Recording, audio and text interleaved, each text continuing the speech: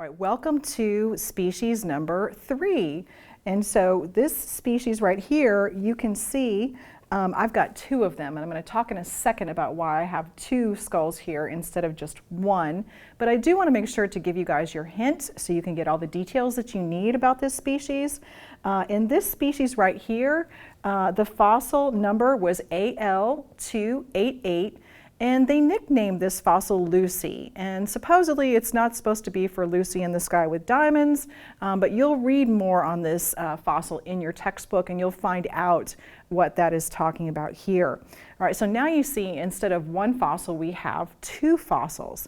And this is another thing that challenges paleoanthropologists, and that is human phenotypic variation.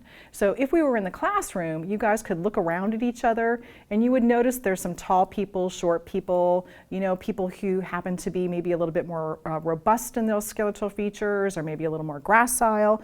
And so paleoanthropologists will encounter the same type of variability in our hominin ancestors. And their challenge, therefore, then when they look at these different phenotypes is, are they looking at the same species, but maybe just a little bit of phenotypic variation? This might be a larger size of this species or a smaller sized individual of this species.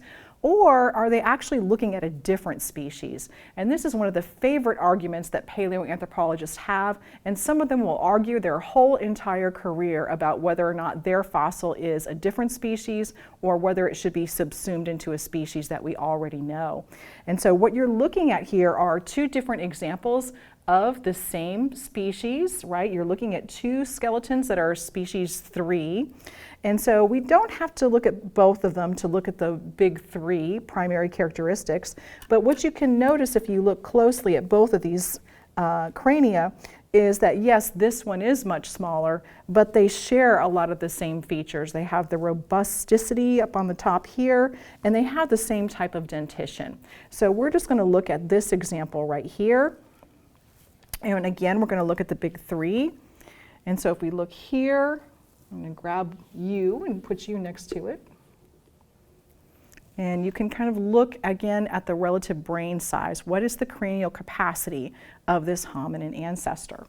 Again, like you did with the other species, you're going to examine the dental arcade, and you want to look and see how closely it is to a U-shape or how much of a parabola it looks like. And last but not least, you want to take a good look at that foramen magnum, and you want to kind of assess how anterior it is, meaning how close it is to the front, right, your maxilla, or how close it is to the back over here. All right, guys, I wish you the best of luck figuring out which species this is. And also, I want you guys to think about other reasons why we might have phenotypic variations in Homo sapiens other than humans being some bigger and smaller than others. I want you to think about the fact that humans are sexually dimorphic, which means you'll have to look up what sexual dimorphism is and see, what we're talking about if there are differences between male humans and female Homo sapiens. All right, well done, guys. Meet me back here for species 4.